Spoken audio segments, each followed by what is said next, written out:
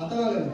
දැන් මෙහෙම අපේ දැන් සාමාන්‍යයෙන් ගන්න දෙන්නේ අතවලන කියන්නේ කැඩිච්ච පෑරුණා.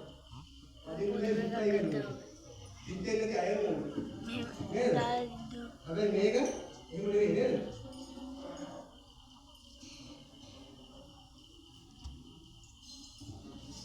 ඉතින් මේකට අපි කියනවා අෂ්ටමංගල වස්තුවෙන් සමිඳුන කලාලය.